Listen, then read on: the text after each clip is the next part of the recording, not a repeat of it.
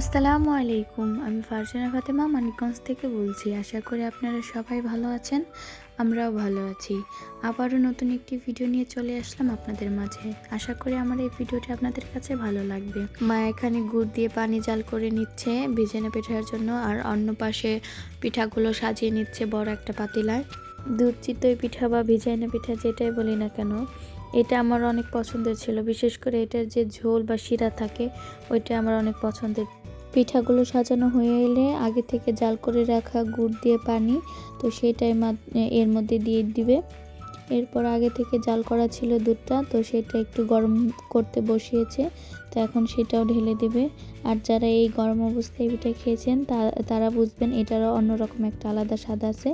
তো এরপরে আমরা পরের দিন সকালে নাস্তা করে খিচুড়ি দিয়ে, আর 11টার দিকে খাই হচ্ছে ভিজাইনা পিঠা।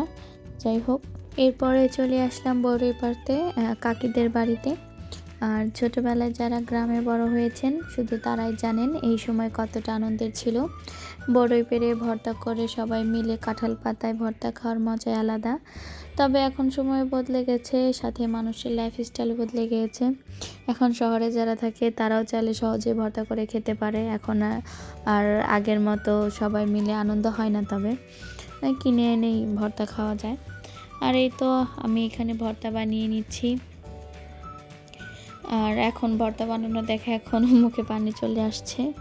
সবাই মিলে মজা করে খেলে, অল্প খেলেও অনেক আনন্দ পাওয়া যায়, তৃপ্তিও সহকারে খাওয়া যায়। এই তো ছোটবেলার সেই স্বাদের বড়ই ভর্তা। এরপরে আর দুপুরের খাবার দাবারের ভিডিও নেওয়া হয়নি। এরপর আমরা বোনেরা বিকালে একটু সাজুগুজু করে বের হয়েছিলাম, তো সেখান থেকে ভাই ভাবে আমাদেরকে রেস্টুরেন্টে নিয়ে আসে। আর আমরা কফি খাওয়ার জন্য মূলত গিয়েছিলাম। যাই হোক, এখানে আমরা কফি খেয়েছি, সাথে আরও হালকা পাতলা কিছু নাস্তা করেছি।